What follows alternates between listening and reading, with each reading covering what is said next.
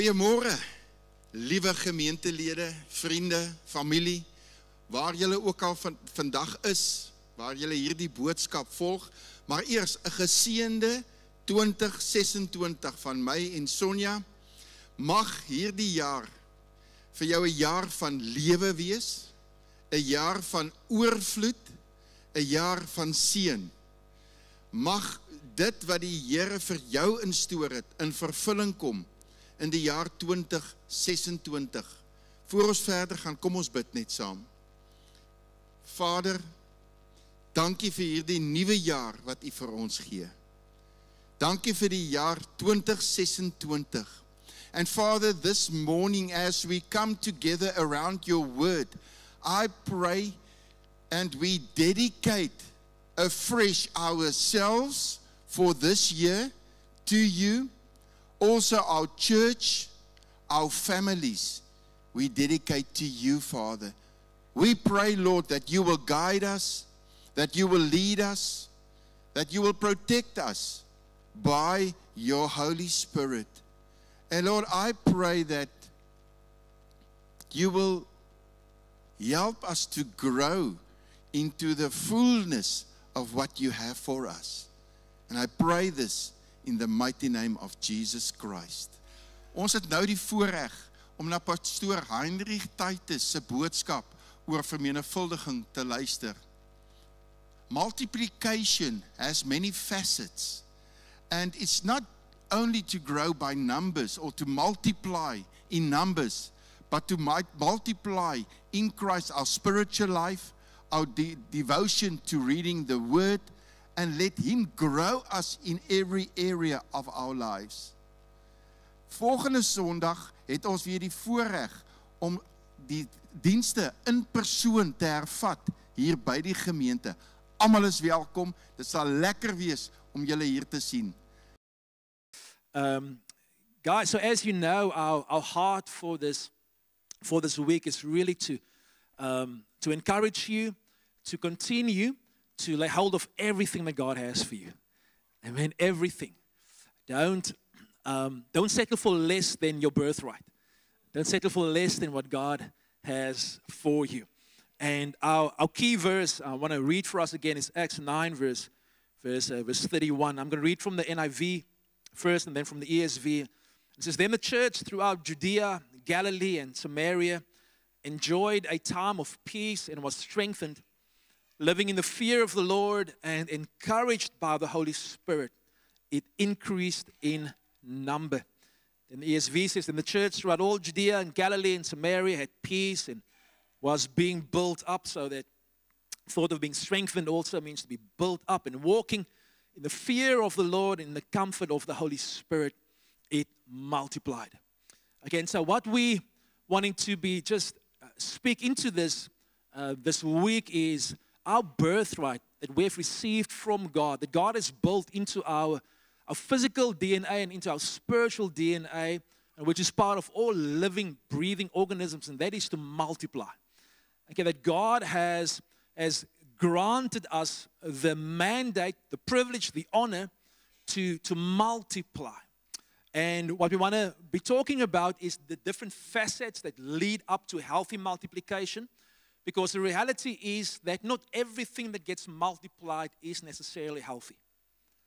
I mean, there's a lot of corruption that gets multiplied. There's a lot of jealousy, greed, all sorts of things like that get multiplied, passed on from one generation to the next. So there's always multiplication taking place in whatever setting. The question is just, is it multiplication leading to life or is it multiplication leading to death? Okay, and so what we want to be talking about is what makes for healthy multiplication. And within this verse, we see a few components. We see the peace of God. We see the strengthening that's taking place within the body. We see the comfort of the Holy Spirit. We see central to that the fear of the Lord. And so we will be touching in the different sessions. Each one of the apostolic team members will tackle an aspect of this verse, and we'll be unpacking that for us. And we want to get practical as well. And we'll have a couple of panel discussions to just share some of our mistakes with you and the lessons that we have learned. But we really want to trust the Lord that He will release new faith over each one of us.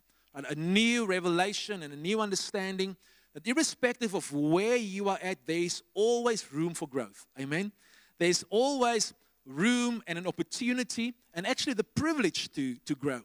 And so multiplication and growth is not a burden, it is actually a privilege. Okay? And so what I want to encourage you guys is that when we are in the time of worship and when we have opportunities to pray for each other, to really lay hold of the gift of faith that God is wanting to release into us. Okay? Because we are a people of faith.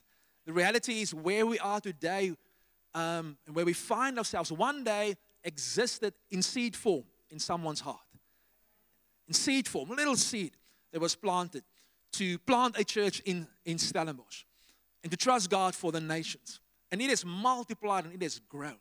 So it is in our DNA to multiply. It is in our DNA to grow.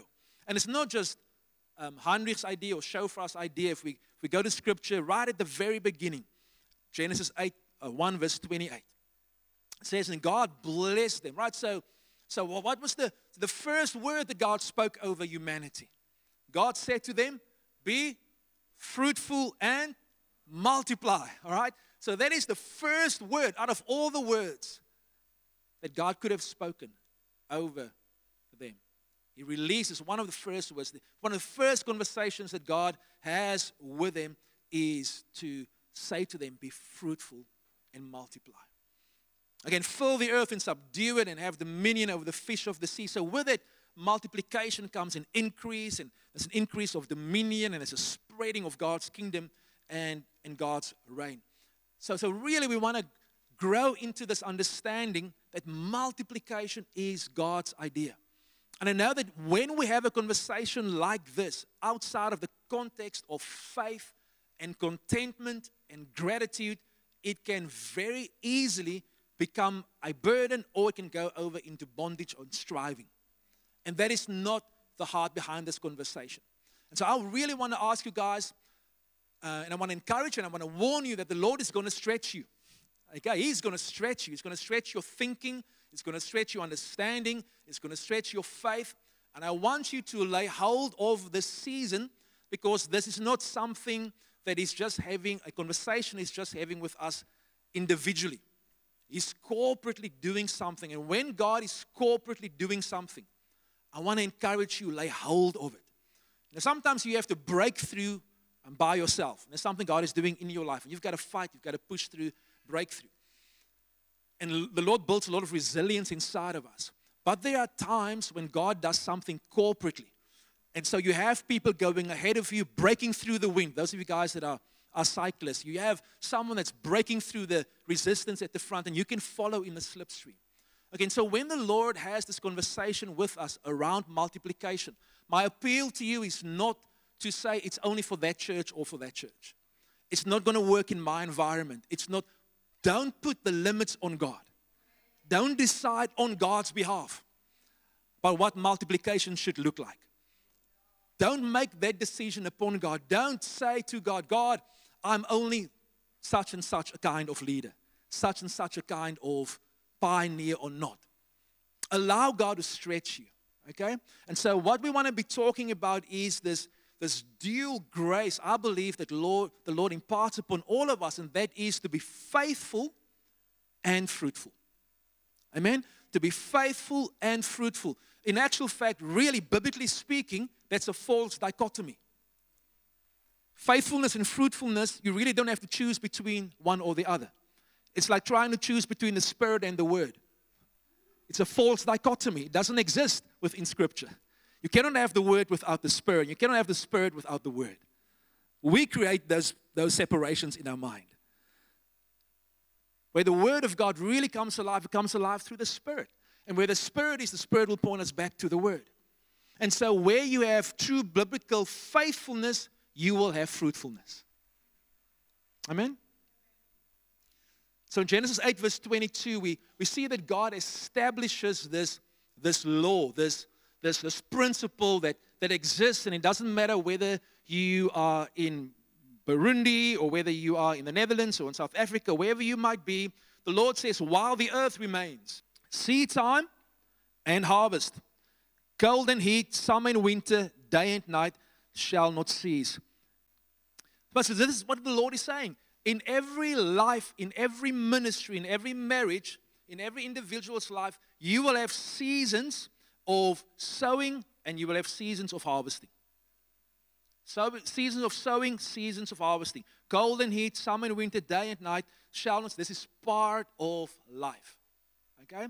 And the Lord, through His grace, has carried us through a season of a lot of sowing, relational sowing, building bridges towards each other, having conversations, slowing down. In actual fact, saying for a while, we're not going to be planting churches until we've sorted out some relational things and some trust issues between us. And I believe that the Lord has been looking at the faithfulness with which we have stewarded what He has given us. And He is saying it is now harvesting time. It is time to harvest. Okay? And I want to encourage you to embrace and to receive the season of harvesting. And to have a conversation with the Lord. God, what will that look like in my life? Now, here's the reality. That you will, in your life, simultaneously have aspects of your life in which you will be sowing. In other aspects, you will be reaping. Okay? There will be some things that you will be starting, and so you'll be sowing seed into that. Then there are other areas of your life in which you have sown seed a long time ago, and you will be reaping there. Okay?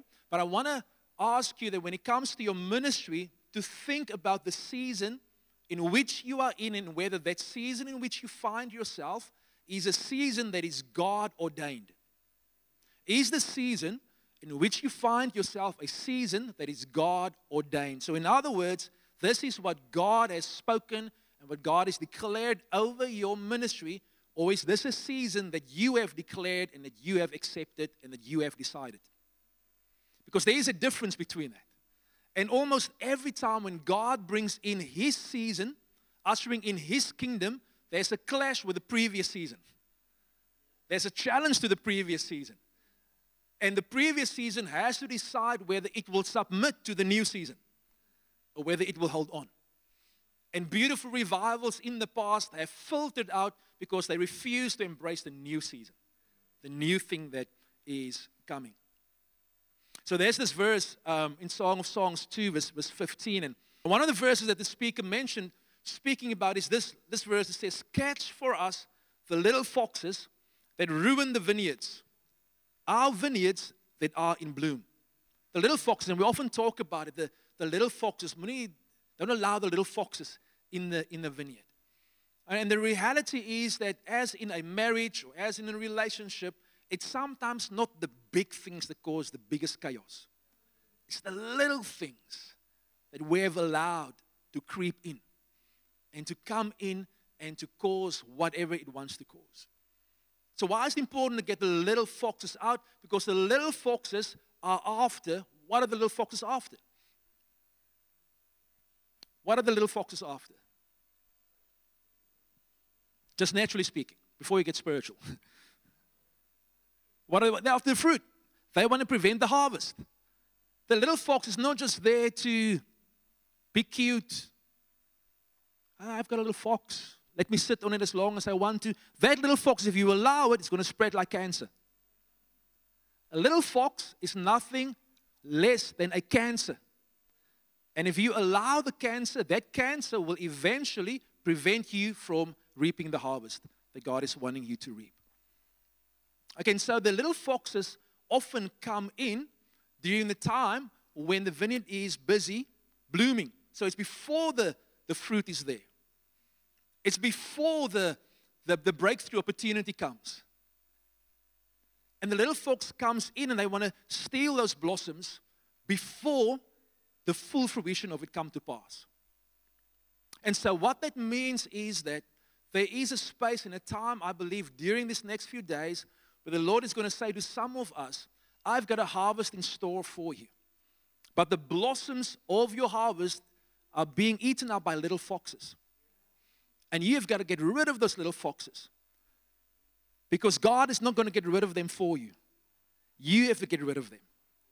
I'm not going to be able to get rid of them for you. You have to extend your dominion and your rule over the place that the Lord has given you. Right? Because, we go to the next slide. God has got this amazing fruit in store for us. At the wine of His anointing, the wine of multiplication, the fruit that, and the smell and the taste of harvest time, the joy of harvesting. The Lord has got all of that in store for all of us. There's not one person in this room that has not been destined to harvest. Not one person in this room that has not been destined to reap with joy. God has got joy in store for us. The joy of seeing fruit to our labor. The joy of being pulled into the joy of the master coming. But you've got to expect that. You've got to expect that the Lord of the harvest wants to pull you into His joy. If you have an expectation that He just wants you to be slaving away in the hot sun, in the barren ground, then you're going to be missing out. There's something about our culture very often, and we are at our happiest when we are struggling the most. I don't know if that makes sense to you. But just reflect a little bit on when your sports team win. And how long you hover around the joy of them winning. And then reflect on when they lose. How we as a culture very often can camp out around the loss so long. And write the most ridiculous things and just like go into that with so much passion. But we're very fleeting with the joy. But I believe that God is inviting His people, yes guys, to have some fun. To experience a God that enjoys pulling us into a harvest. To say, well done, good and faithful servant. Enter into the joy of your master. And oh my goodness, isn't that going to be awesome when we walk into heaven's courts one day and we hear those words. But I believe God has got the joy for us here on earth already. He has got something so precious in store and locked up for each one of us. So what are the little foxes that might be potentially ruining your harvest? Own list. But the classic ones are unforgiveness. I was chatting to somebody the other day and he's saying, man, I just had this incredible chat with this leader. And I'm astounded. This is a leader amongst leaders. He's allowing the little fox of unforgiveness. And it's causing chaos in his life. If we're not careful, we can be ministering around the power of forgiveness and facilitating forgiveness. And we can allow a little fox to be nibbling away at our harvest. Be quick to deal with whatever seed of unforgiveness the devil is wanting to plant in your heart. Deal with it. Be relentless with it. It is a cancer that is going to grow and is going to keep you from your harvest. Be ruthless with it. And think to yourself, if I allow this, right now, this thing that I'm feeling, if I allow this to stay here for the next 5 years, 10 years, 15 years, 20 years, where will this take me? I believe most of us, we've dealt with that, but you're going to be challenged with that again and again. I've never had so many people say the most bizarre things to me like I have in this last month or two. From the most random places. I've had a TikTok campaign against me. I've had just like most incredible things. And it's given me an opportunity to forgive again. So if ever you think you're never going to have to deal with the little fox of unforgiveness, I've got some good news for you. Think again. It's going to keep on coming for you. Why? Because it is after your harvest. It is after your harvest. It's after your inheritance. Everything is at stake. Don't allow that seed to stay there. Deal with it. Bring it to the light. Walk in accountability. Get somebody to pray for you. And then practice the word of God. Pray for your enemies. And bless those who spitefully use you and persecute you. It's actually so simple, isn't it? And yet it's so difficult. Because you feel like, I don't deserve it.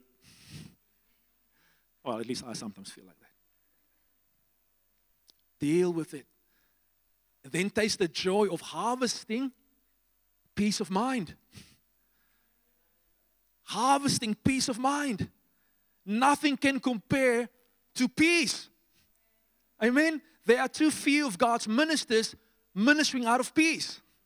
We minister out of all sorts of other places.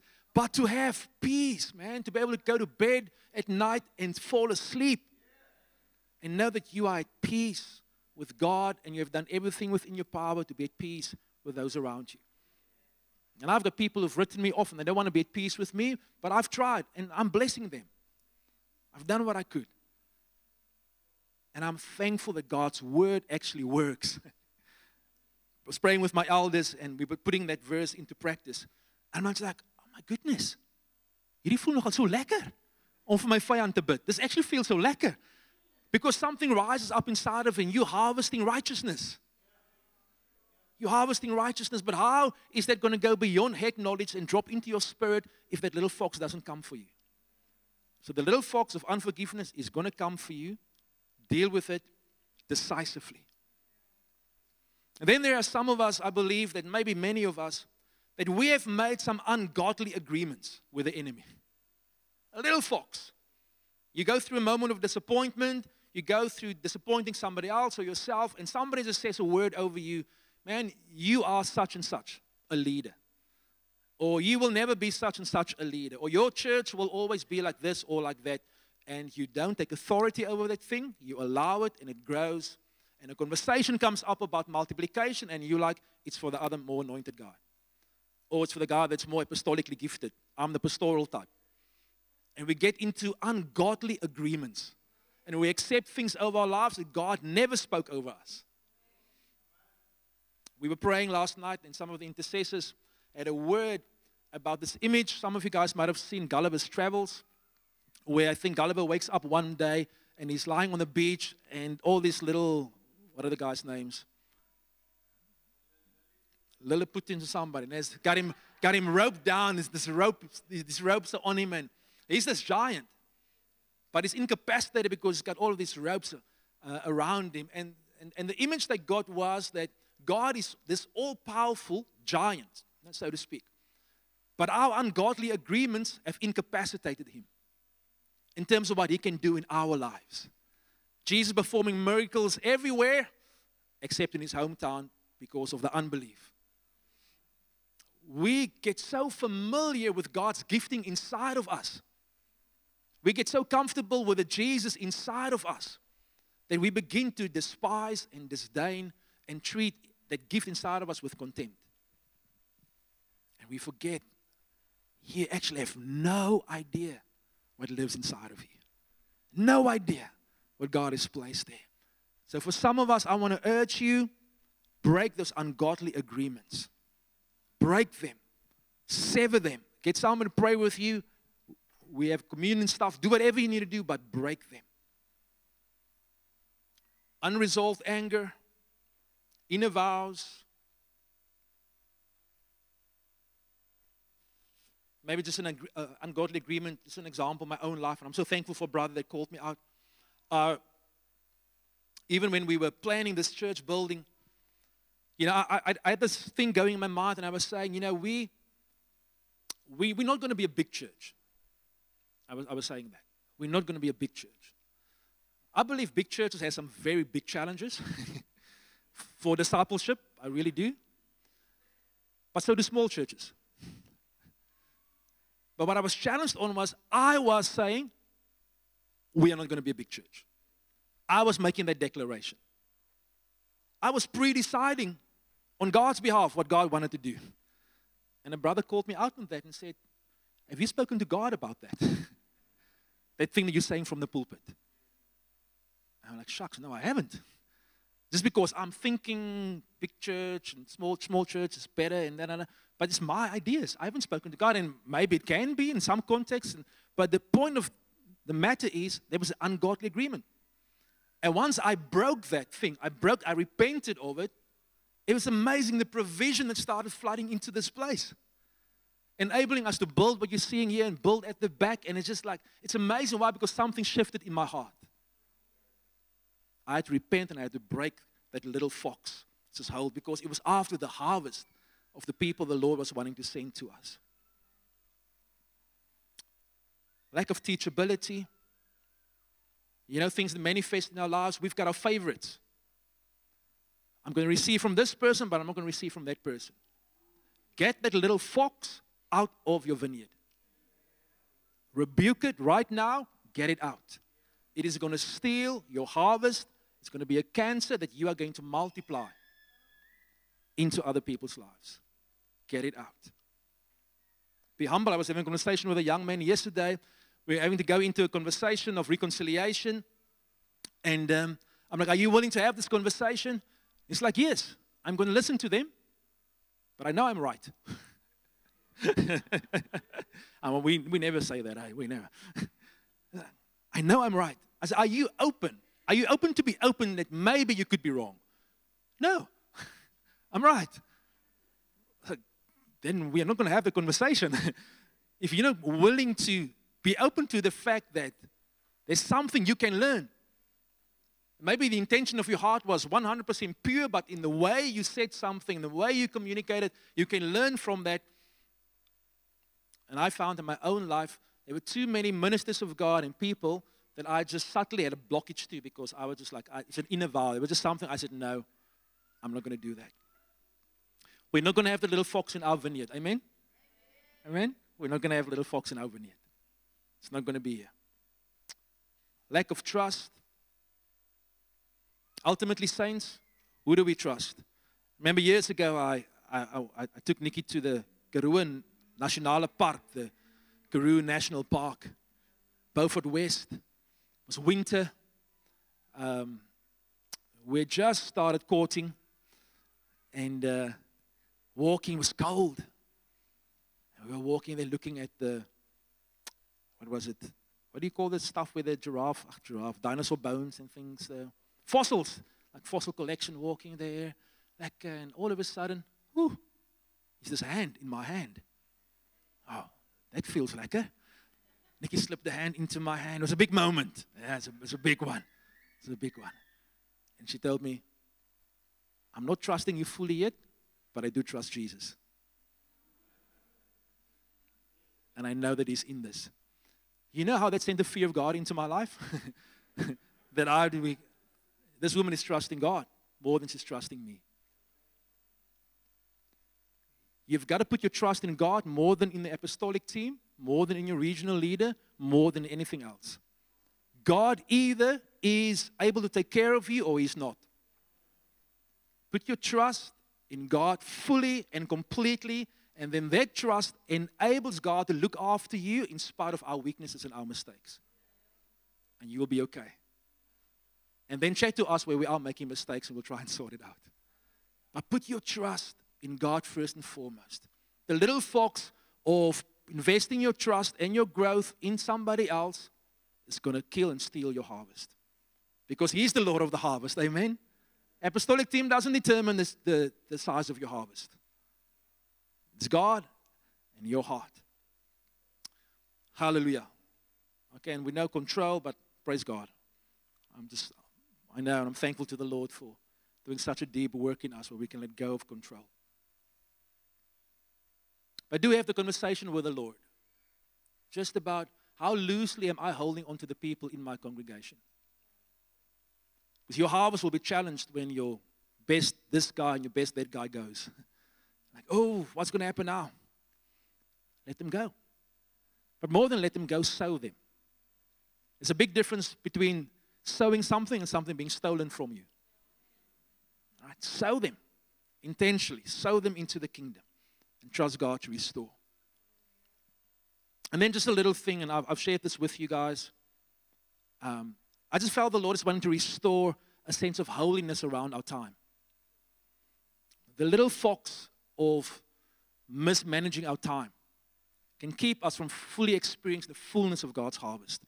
What does it mean? It means that through procrastination or through allowing social media or all sorts of clutter into our time, we can miss out on divine opportunities that the Lord has for us.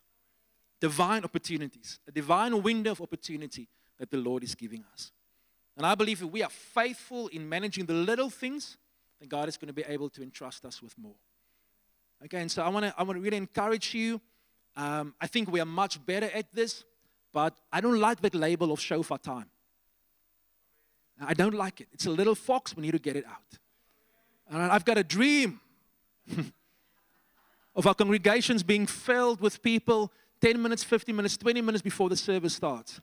Praying, expectant, waiting to meet with the King. Because we have an audience with the King of Kings. We don't arrive late for movies or for a school concert. That means we have to lead. Amen? Because what's happening? We are multiplying. We can teach it, but we need to demonstrate it. So personally for myself, I've asked, Lord God, will you give me the grace to number my days so I may gain a heart of wisdom? Rid me of any sense of procrastination, any sense of dealing with my time as if it's not something holy. And again, I think it was just brought home to me now with Annike's matric farewell. There she's standing next to me. I'm like, it's time. 18 years of time.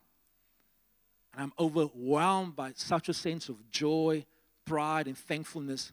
But also, where's the time going? It's precious. And I believe if we handle it as such, God is going to bless us. So in Isaiah 29 verse 17, the Lord is saying to the prophet Isaiah, is it not yet a very little while until Lebanon shall be turned into a fruitful field, and the fruitful field shall be regarded as a forest? In that day the deaf shall hear the words of a book, and out of their gloom and darkness the eyes of the blind shall see. The meek shall obtain fresh joy in the Lord, and the poor among mankind shall exult in the Holy One of Israel. I'm laying hold of that word, guys, the word the Lord gave us last year. And it's fulfilled in Jesus, and it will ultimately be fulfilled one day. But there is a promise that the Lord gives us. Okay, where He comes and He walks into our lives, and He challenges the cedars of Lebanon. You know, those things that the ancient kings would put their pride in, and they build their temples from those cedars, and they would compare themselves to these cedars of Lebanon. If you can go to the next slide. There's this ancient forest in Lebanon, these majestic, beautiful cedars, majestic trees. But the Lord says that the cedars of Lebanon shall be turned into a fruitful field, and the fruitful field shall be regarded as a forest. There's a divine growth cycle, I believe, that repeats itself in the lives of God's people. Okay, and that divine growth cycle is that God has to break down human pride. That cedar that exalts itself, that says, I am who I am. Nee, hier staan ek nou. Here I stand. God needs to break that down, and His first desire is for us to come and humble ourselves before the Lord. Humble. Throw yourself at the rock. Don't let the rock fall on you. Throw yourself. Next slide, please. Throw yourself at the rock, because this is I believe God's growth cycle is He comes into our lives and He challenges us on our pride. It happens to us initially when we get born again, doesn't it? We've got to surrender our way of doing life. You've got to trust God. You've got to say, Lord, I surrender my life into your hands. The moments will come in your ministry where you have to let go of your pride. It's the only way to a fruitful harvest. Pride and fruitfulness cannot coexist. And pride comes in subtle ways. In an environment like this, it's not the overt thing. It's just the little thing that says, I'm going to do it my way. I've always done it this way.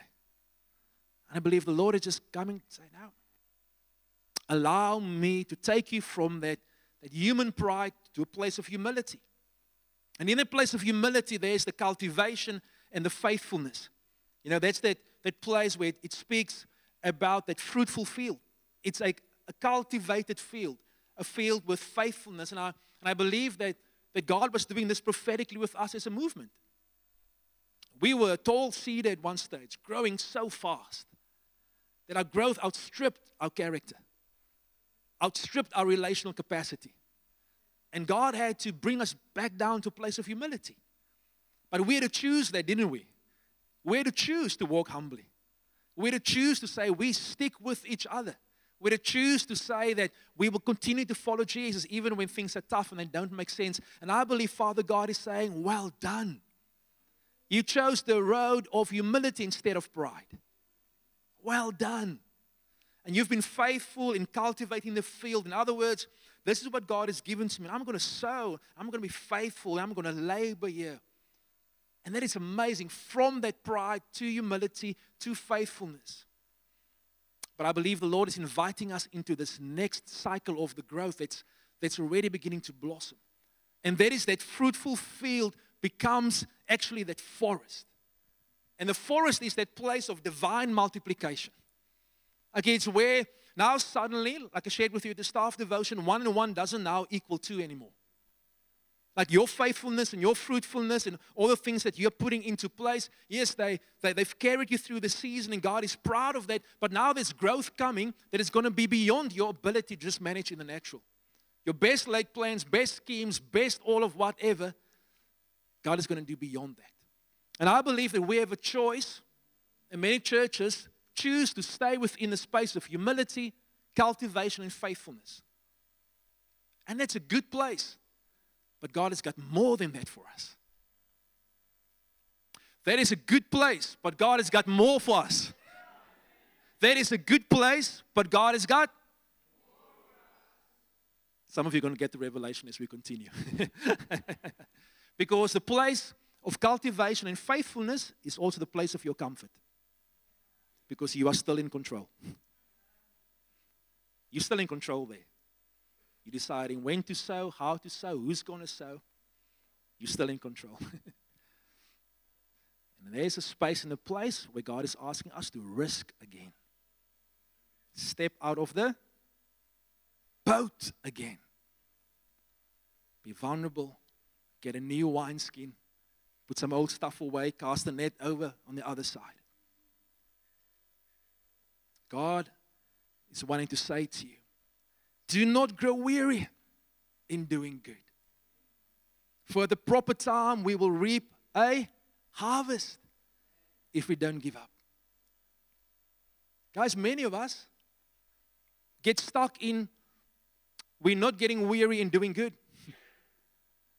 That verse could have stopped there, couldn't it? God could have said, don't grow weary in doing good. But He's saying, don't grow weary in doing good. For the proper time, we will reap a harvest. So He's holding the hope before you of a harvest that's coming. All right? And so I want to ask you guys, allow the Holy Spirit to stretch your tent curtains this week. Allow Him to challenge you. We can go that growth cycle, James. Just have a conversation with Him. Lord, where you want to challenge my pride? Where's Heinrich still ruling and reigning? Where is he still? Things are going his way. God, where in my life you want to talk to me about my cultivation, my humility, my faithfulness? Come and have a conversation with me, Lord. Where do you want more humility? Where do you want more faithfulness, God? Where are you wanting to prune? Where are you wanting me to just graft and do what you've called me to do? But God, I want to say yes also to your divine multiplication, your divine transformation, that which you are initiating. We're living on a beautiful continent of Africa. James can go, let's slide. And at the beginning of the year, the Lord told me, I'm giving you lands and friends. There's the word the Lord gave me in the beginning of this year. Last year, you will remember the staff devotion I shared with you, Mark 4:36. And leaving the crowd, they took Him with them. It's now Jesus. Took Him with them in the boat just as He was, and other boats were with Him. I believe that the Lord God is calling us into a collective harvesting on this continent. And everywhere where He has planted us. But there's a collective harvesting. And each one of us is going to play our part. But I would love for you to trust the Lord to expand your horizon in terms of what is possible. 2 weeks ago, I was with a group of ministers in Zambia. Just go that slide where all of us are standing. James, yeah. I don't have time now to go into this. I'll share a little bit later again. But just an incredible group of men and women that are stewarding church planting movements within Africa. Different countries. And amongst others, there's a South African guy standing in the middle there with a hat on, Philip, and his wife. They're from PE, actually. Alistair. And they have started Overland Mission. Some of you guys might know of them. But their mission and their heart is to go to the most difficult places in the world and to take the gospel there. And they're dreaming with us as to how can mission between Shofar and Overland Mission look like. How can we partner? And all of these guys like, you've got worship, you've got something about your worship, something about your discipleship. We want to partner with you. How can we reach Africa? And there's a brother, he's standing sort of second from your right. Brother Moses from Harvest Church in Uganda. Let's go to that next slide. It's one of his church services. I don't know if some of you guys look at that and maybe from time you think, yeah, I can see they're working in Uganda. It's another one.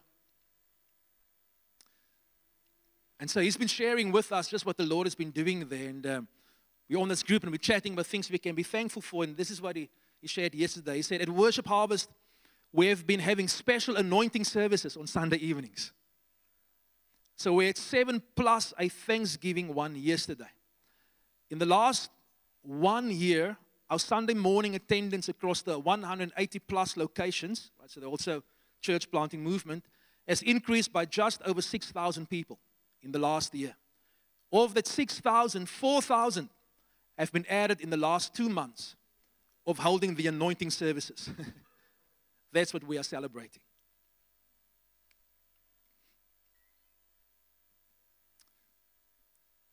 I do not believe that God is holding out on us a shofar.